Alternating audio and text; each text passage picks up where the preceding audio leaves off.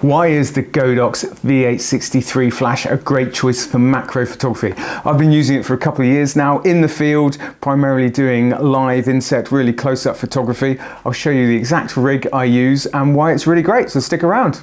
So here is the Godox flash, the V860III. It's mounted, in my case, on a Sony A7 III, paired with the Sony 90mm macro lens. I've also got this diffuser on it as well. So for macro shooting of this variety, you're going to need it set in manual mode, and make sure you set the zoom. So my lens is a 90mm macro lens, so the flash, the closest setting that covers that is the 105mm lens. That's all accessed in this menu here. That's easy to use.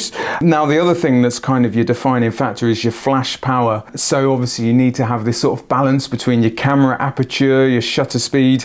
So typically for this sort of what we're talking about is focus stacking, where you're taking a rapid bunch of photos. Handheld focus stacking is a bit of a dark art, and then you'll use software to sort of stack them and get the best focus possible. So using on the menu here, the plus minus gives you the power. We can move in broad strokes, going all the way up to 1:1, but the flash, you know, that's full power flash. It's not gonna recycle quickly enough. So typically for insect photography like this, you're going to want to be in the 1/16 or possibly even lower range, and again that's going to have a direct impact on your aperture, your ISO choice and all that kind of thing. But here we are at 1/32 power plus a half. Okay, so halfway between 1/32 and 1/16, and we'll fire this thing off.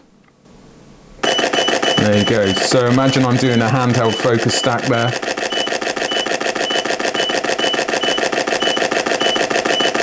I mean, that's ridiculous. You'd be able to sort of shoot 50 plus photos, and that flash was showing no sign of powering down. So if we turn up the power a little bit, let's take it up to 1/16, and you may start to see the occasional dropped frame. Let's see.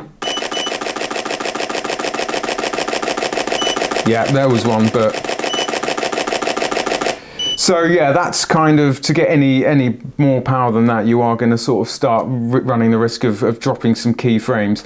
But the proof is in the pudding. You know, you've seen some of the photos I've overlain throughout this video that shows you some of the photos I've got using this exact setup. So it really does the job. It's a brilliant, you know, for a third-party flash. It really is the one. Very, very popular with macro photographers the world over.